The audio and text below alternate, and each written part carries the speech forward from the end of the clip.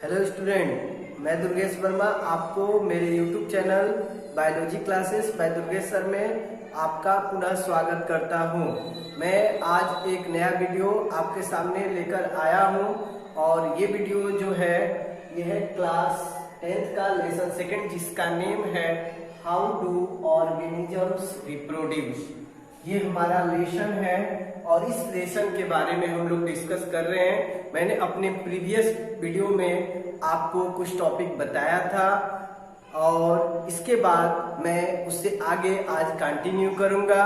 और आज का जो मेरा टॉपिक होगा वो होगा आपका regeneration, spore formation and then vegetative propagation. तो ये सभी टॉपिक मैं डिस्कस करूंगा आपसे। तो मैं आज फर्स्टली रीजनरेशन के बारे में बताने जा रहा हूं। तो चलिए इसके बारे में हम लोग जाने रीजनरेशन क्या होता है।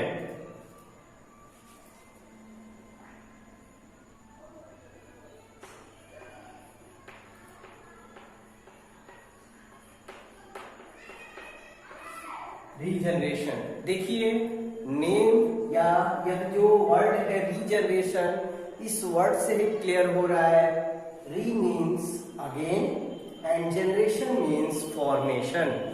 तो आप बता सकते हैं इसका सेंस यही निकल रहा है रीजनरेशन का अगेन फॉर्मेशन। अब ये अगेन फॉर्मेशन कैसे होता है, किसमें होता है, इसके बारे में हम लोग जानेंगे। तो मैं आपको बता दूं, रीजनरेशन जो आपको देखने को मिलेगा ये उन ऑर्गेनिज्म में देखने को मिलेगा जिसके बॉडी का ऑर्गेनाइजेशन सिंपल टाइप का होता है। कॉम्प्लेक्स टाइप के ऑर्गेनिज्म में रीजनरेशन का पावर होता भी है तो उसके सभी पार्ट्स में ये पावर नहीं होता है। बट जो लोअर ऑर्गेनिज्म होते हैं उसके सभी पार्ट्स में ये एबिलिटी होती है कि वो रीजनरेशन कर सकते हैं। तो ये रीजनरेशन के बारे में हम लोग जाने। तो रीजनरेशन के बारे में यही आप बताएंगे, regeneration is the ability of organism to develop their lost part. तो रीजनरेशन एक एबिलिटी होती है ऑर्गेनिज्म की और इस एबिलिटी से वो क्या करता है कि जो भी उसके बॉडी पार्ट्स लॉस्ट हो जाते हैं उस बॉडी पार्ट्स को फॉर्म करके अपने बॉडी का स्ट्रक्चर मेंटेन कर जाता है। तो यह एबिलिटी ही हमारी रीजनरेशन के नेम से जानी जाती है। और यह ऐसा रीजनरेशन जो है आपके बुक में एग्जाम्पल के रूप में दिया गया है और वो है एग्जाम्पल में प्लेनेरिया। प्लेनेरिया जो एक सिंपल टाइप का ऑर्गेनिज्म है, उसके बॉडी का सिंपल ऑर्गेनाइजेशन होता है, उसमें यही देखने को मिलता है कि जब उसका बॉडी पार्ट्स ब्रेक हो जाता है मेनी पार्ट्स में, मेनी स्मॉल स्मॉल पार्ट्स में, तो वहां पर देखने को मिलता है कि जितने पार्ट्स होते हैं सभी पार्ट में जो रिमेनिंग लॉस्ट पार्ट होते हैं उनका वो फॉर्मेशन कर जाते हैं और फिर एक न्यू प्लेनेरिया का फॉर्मेशन हो जाता है। तो ऐसी एबिलिटी ही हमारी रीजनरेशन में इंक्लूड की जाती है। तो आप क्लियर हो गए होंगे। अगर आप अब आपसे कोई पूछेगा व्हाट इज रीजनरेशन तो आप आंसर दे लेंगे, regeneration is the ability of an organism that it form the lost part of body। तो लास्ट पार्ट जो होते हैं, लॉस्ट पार्ट जो बॉडी के होते हैं, उनके फॉर्मेशन की जो एबिलिटी होती है उसी को हम लोग रीजनरेशन के नेम से जानते हैं। तो ये क्लियर हो गया। तो चलिए मैं डिफिनीशन लिख दे रहा हूं रीजनरेशन का।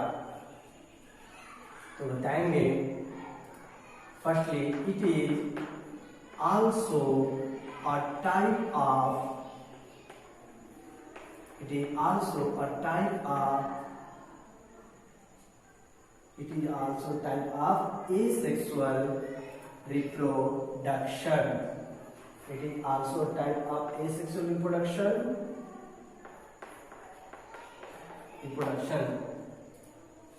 In this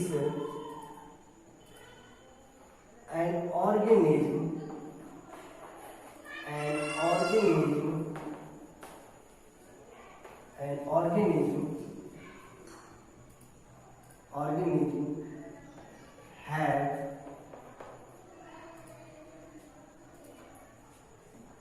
an organism the ability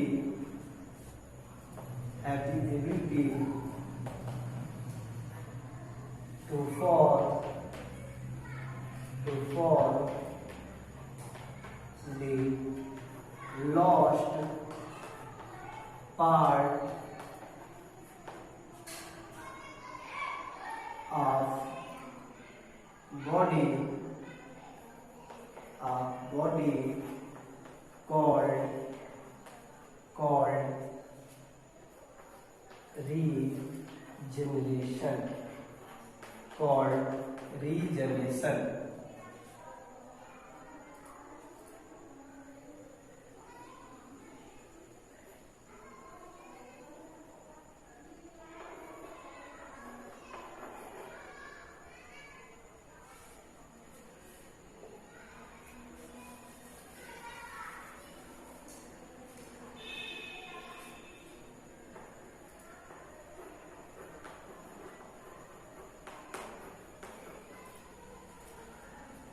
तो आप बता सकते हो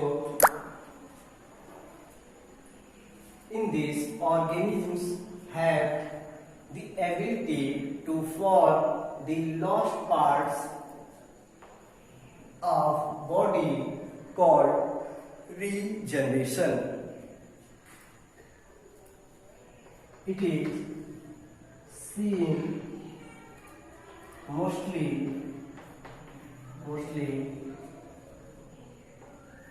in those organisms which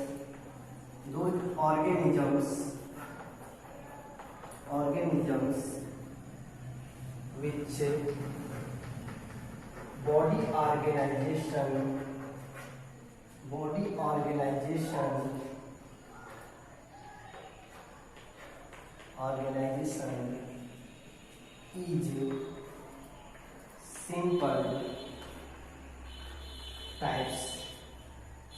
is simple types. For example,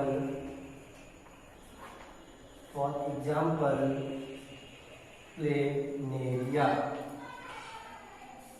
आप बता सकते हो बेटा, ठीक ना। तो कंप्लीट हो गया ये। अब एक बार मैं पढ़ दे रहा हूँ। It is also a type of asexual reproduction. In this organisms have the ability to form the lost parts of body called regeneration. It is seen mostly in those organisms which body organization is simple types. For example, planaria. तो बातें confirm हो गई। यह एक type का sexual reproduction होता है। इसमें जो ऑर्गेनिजम्स इस रीजनरेशन को करते हैं, उनके पास एबिलिटी होती है, उनके बॉडी का जो लॉस्ट पार्ट्स होते हैं उनका वो फॉर्मेशन करके कर पाते हैं। इसके साथ साथ यह जो मोस्टली सीन होता है उन ऑर्गेनिज्म में जिनके बॉडी का ऑर्गेनाइजेशन सिंपल टाइप का होता है। फॉर एग्जाम्पल में आप किसको दोगे? प्लेनेरिया को, ठीक ना। तो क्लियर हो गया।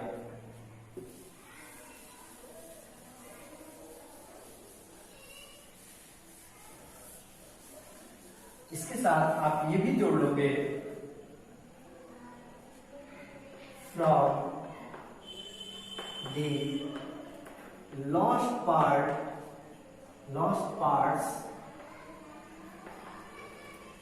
cells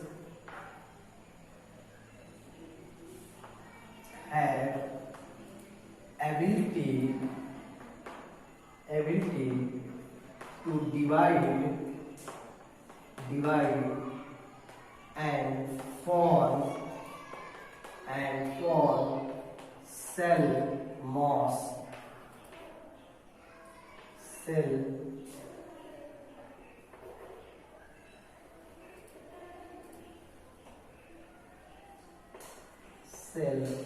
mass. And this formation of cell mass in sequence called development. और इस तरीके से ये जो क्रम होता है सेल मॉस के फॉर्मेशन का, उसको हम लोग डेवलपमेंट के नेम से जानते हैं। तो क्लियर हो गया। अब इसके बाद नेक्स्ट जो है वो है आपका स्पोर फॉर्मेशन।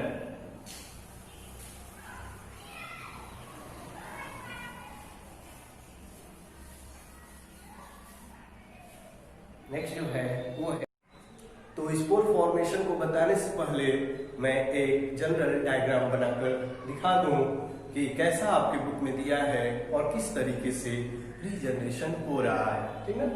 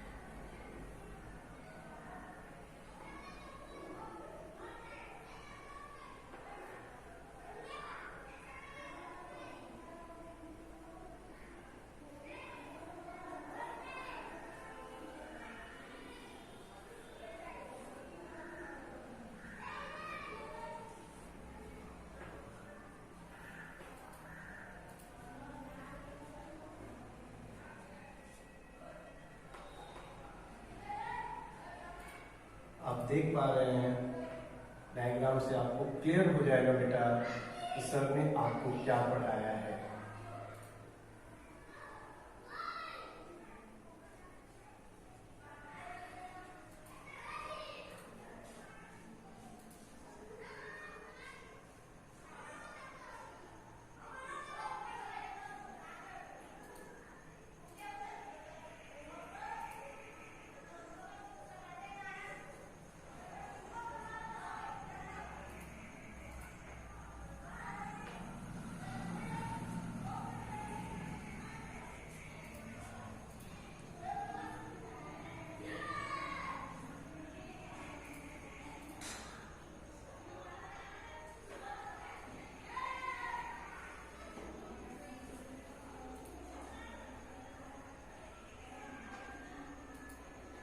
तो ये आप डायग्राम देख सकते हैं।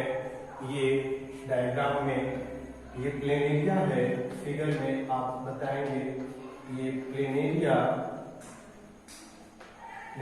है और जिसमें आपका क्या हो रहा है बेटा, रीजनरेशन। प्लेन एरिया में आप देख लीजिए रीजनरेशन कैसे हो रहा है। ये प्लेन एरिया की बॉडी है जिसमें डिवाइड हो जा रहा है, ब्रेक हो जा रहा है डिफरेंट पार्ट्स में। और देख लीजिए इस पार्ट के पास, मान लीजिए इस पार्ट के पास ये लोअर पार्ट नहीं था, तो इस लोअर पार्ट का फॉर्मेशन यहाँ पर हो गया। वैसे ही यहाँ पर देखिए मिडिल पार्ट था, हेड पार्ट और टेल पार्ट नहीं था, तो इनका फॉर्मेशन यहाँ पर हुआ है। और यहाँ पर टेल पार्ट था, हेड पार्ट नहीं था, उसका भी फॉर्मेशन हो गया।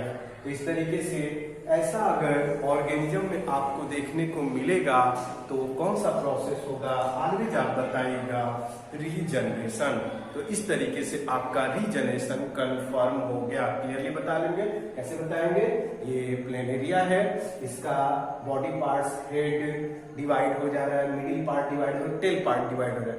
तो हेड पार्ट में मिडिल पार्ट और टेल का फॉर्मेशन हो जा रहा है। इसके बाद मिडिल पार्ट में हेड और टेल का फॉर्मेशन हो जा रहा है और टेल वाले पार्ट में हेड का फॉर्मेशन हो जा रहा है। तो इस तरीके से जब आपको देखने को मिलेगा तो ऐसी एबिलिटी ऑर्गेनिज्म की रीजनरेशन में इंक्लूड की जाती है। तो कंफर्म हो गया। अब इसके बाद है नेक्स्ट स्पोर फॉर्मेशन।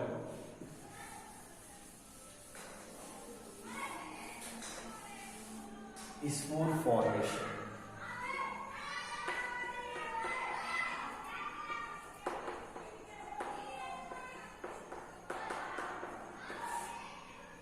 आप बताएंगे spore formation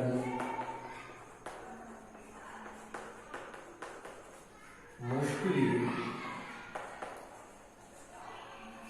seen in fungus. Spore formation mostly seen in fungus. Spore form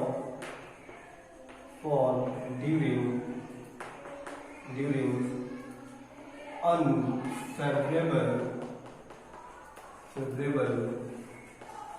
condition। Unfavourable condition, और अनफेवरेबल कंडीशन का सेंस मैंने आपको बताया था, जब वाटर और फूड की प्रॉपर सप्लाई नहीं होती है, ऑक्सीजन की भी प्रॉपरली सप्लाई नहीं होती है, तो वो कंडीशन किसी भी ऑर्गेनिज्म के लिए अनफेवरेबल होता है। तो जब फंगस में ऐसा अनफेवरेबल कंडीशन आता है तो उनमें एक स्ट्रक्चर फॉर्म होता है उनके टिप स्ट्रक्चर पर बॉडी के, और जिसका नेम होता है स्पोरेंजियम, और इस स्पोरेंजियम में स्पोर फॉर्म हो जाता है। वही स्पोर से न्यू ऑर्गेनिज्म, जब स्पोर बाहर आता है तो न्यू ऑर्गेनिज्म का फॉर्मेशन होता है। तो अभी तक जो मैंने लिखा वो आप बता सकते हो यार, स्पोर फॉर्मेशन मोस्टली देखने को फंगस में मिलता है, मोस्टली सीन इन फंगस। और स्पोर फॉर्म जो होता है ये कब होता है? During unfavourable condition. आगे बताएंगे in this at the tip of fungus filament और हाइफी फिलामेंट और हाइफी और सोलिन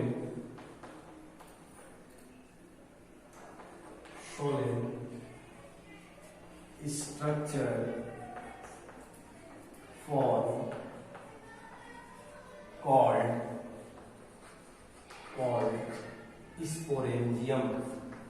called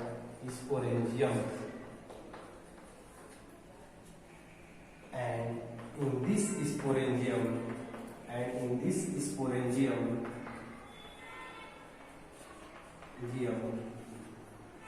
spore form,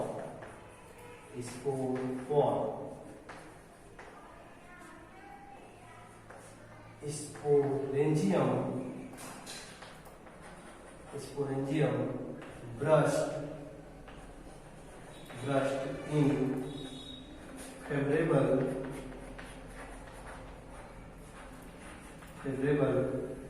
condition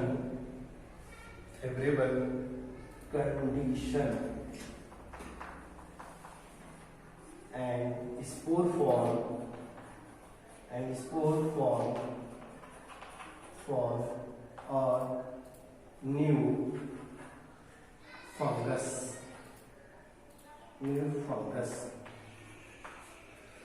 तो आप बता सकते हो स्पोर फॉर्मेशन फंगस में होता है या अनफेवरेबल कंडीशन में होता है।